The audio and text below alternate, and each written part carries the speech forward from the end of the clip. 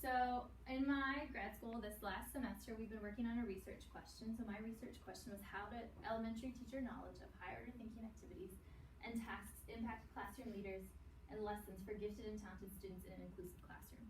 So what this poster presents is all of the research beforehand, so literature studies, and the instruments that I used, and the results, and then kind of further implications in the future, and then some references. So again, obviously it took place here at Cox's Creek, and I tried to use a variety of different teachers in the process because I think that having a varying knowledge of grade levels and what people come in with the knowledge kind of gives you a different perspective. So I was looking for things like the perception of teachers towards gifted and talented students, but also what knowledge classroom teachers have of higher order thinking activities in their own classrooms. So the goal being to provide professional development opportunities in the future for a lot of these teachers that maybe don't have a lot of gifted and talented experience. So these are some of the themes that I had found in literature prior to studying research. So a big one was the perception related to giftedness, and that is a lot of teachers have a negative bias towards those gifted students in their classroom. And then the purposes behind gifted and talented programs, and also a lack of training. And one of the biggest things is the major stakeholders in gifted and talented referral programs are counselors, administrators, and teachers. But most of them don't have any training when it comes to the referral process, so they're kind of referring students blind. And so this is kind of reflecting that. This is triangulated mixed method study, meaning that I'm looking at 3 different instruments, and I am trying to figure out what kinds of themes pop up in my instruments. And it was really important to protect each participant in this, and so all of the identifiable information was changed throughout the process, and it will all be deleted from any computer sources by January. And this kind of shows the participant profile. So they have a pseudonym, the years taught, gifted and talented training hours, and so 2 of my participants actually have master's degrees in gifted and talented. And so the gifted and talented training hours are post-college. So 2 of my participants have the master's level, and then you can see that even the master's level varies dramatically based on where they come from or where they did their master's degree.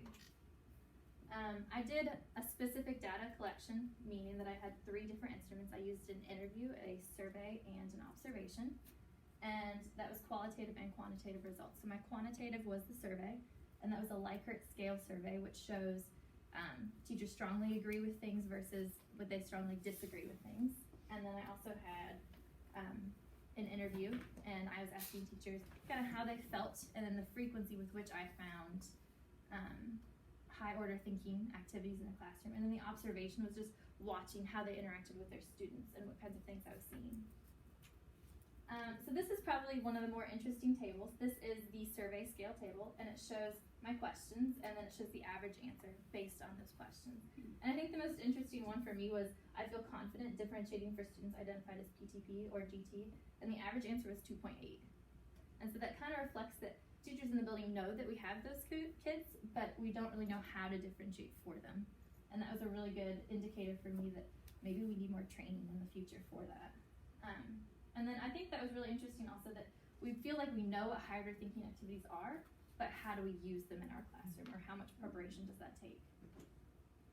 So in all 3 instruments, I was looking for things like attitude, comfort level, frequency, and then the use.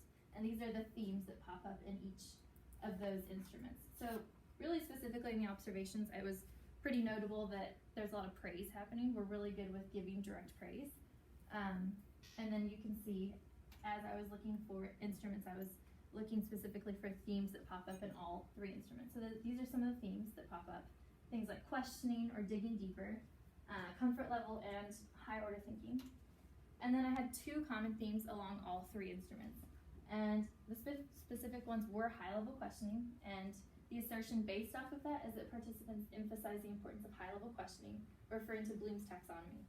So Bloom's taxonomy is just looking at not just asking the questions looking for answers, but also trying to analyze the answers or give a product or a solution based on the problems that are presented. And then also digging deeper. And so all participants made the connection that digging deeper into content by exploring passions and facilitating a deeper understanding of material was significant for their students.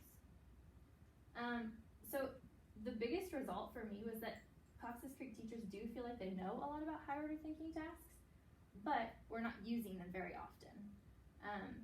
So one of the big things for me was 67% of teachers felt comfortable using higher order thinking and digging deeper, but the survey demonstrates that only 17% of teachers are using higher order thinking 5 times or more a week. And that's a big drop between the two. So I was looking at trying to figure out how much preparation is required when you're thinking of higher order thinking tasks. Also for me, I went into 2 different rooms that are co-teach, and so you're having the extremes of the highest students as well as some of the lowest students, and how do you differentiate and how do you spend time and where does that go?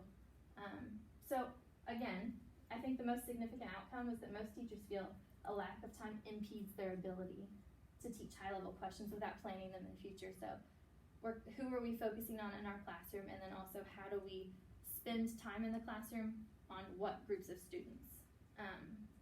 So that became really tricky because 33% of the participants have received extensive training, but apparently only about 5 people in the entire district have any gifted and talented training, specifically like master's level. So I was noting things like the lack of time, how that's impacted teachers' ability to kind of give high order thinking, but also the comfort level. So when I was going back to my participant profiles, you have a range of people that are teaching from 20 years to this is their first year. And so how does that reflect? So I know that comfort level is something that unless we can really prepare ourselves for it, we're not probably going to dig into it yet. And most of my team, at least, is pretty OCD. We're pretty on top of it. We're always looking to prepare much further in advance, but even that was really challenging when our time is stuck between going here or having an assembly or trying to move things around in the day. And so that was something that we're really thinking about, I think. And so these are just some goals that maybe we can look at in the future. So things like improvement in using high-level questioning. But a bigger part of this is how do we use the taxonomy of questions instead of just asking questions that are yes or no or the answer is right there. We're thinking about things like how can you analyze this character in text or create a product based off of what we're reading.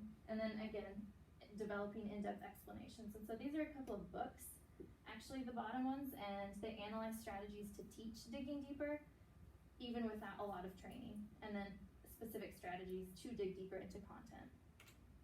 And so I think some of the future implications, unfortunately, or maybe fortunately, I think professional development is always a really good opportunity, but we don't have a lot of opportunities in this county for professional development for gifted and talented students. And so I think just having something that is provided for it, so maybe having point people in the building or in the district that instead of just, we have a gifted and talented coordinator for the district, but she can't meet the needs of every single student because she's going to each school. So maybe having point people in each building that are looking at, these are high-level questions, this is how you can incorporate this in your classroom, and here are some book recommendations if you're looking for further development. And then also having resources for digging deeper. So we're really big into excavating gifts in the county, but we don't really know how to do that, I think. So I think that one of the big things for me was how do we dig deeper into content material without spending hours outside of school? And I think that that's something that we probably need to sit down as a team or a district and just figure out where can we go from here, because I think that's beneficial. And finally, the research demonstrated that most teachers are not completely aware of how to differentiate for those gifted students in the classroom. If the study were to be done again, I think it'd be more important to do a case study over like a team or a person and then give them training throughout the year and reflect how did you feel at the beginning of the year and then how did you feel towards the end based off of the training. Did that help you in any way, or how did your students grow? Because we don't all have PTP students in our classroom or GT students, but we do have high flyers, and this is something that really could benefit the high flyers in the future. And I think the other thing is that research and literature reveal that more personnel need to have some experience with it. Because if they're a stakeholder in the referral program, they need to know what they're validating or how they can help these students. So yeah, and here's some references if you're interested, and some more. Do you guys have any questions?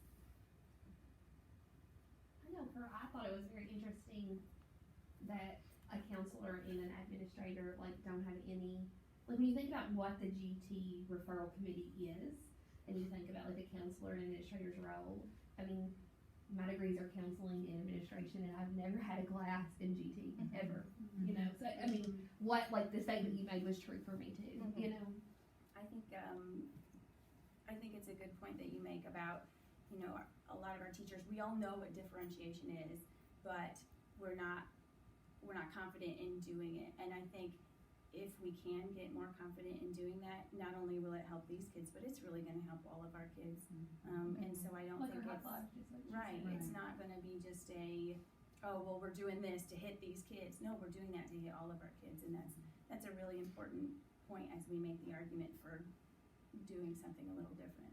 And I think too, and I know you mentioned as you were doing observations that you really, you know, you saw a lot and you learned a lot doing your observations. And so I think continuing with those peer observations like we do, you know, to help with, you know, watching some of the differentiation in the RTI process and co-teach and things like that. So being all, you know, offering those peer observations within our school and maybe other schools in the district. Point for us, because previously we really haven't discussed it. Right, You know? you know, let teachers get in there and watch. Are we looking for that? Yeah. Because I think when you're looking for it, like, that makes it more of a priority too, you know? Right. I even wonder, like, about, like, GTPD, like, where do you even get that from? Right. Does that make sense? Like, is there an organization? Like, is there, like, a certain leader? Like, who provides GT? Yeah, no, that's a good question. So in Lexington, there are several point people, Okay. but that's Lexington, and then Louisville also has a couple of point people, but a But lot if of they're it, in Lexington, they could be in our co-op. That's true. I was gonna That's say, true. like, are they, what is it, The I know we're part of Gray. CKEC. Thank you. Yes, I forget that like, is it CKEC, I wonder, or is it like another district? I don't know that, but that's a good question. Something to that's think worth about, it. for sure. Yeah. That's it. Good job, Heather!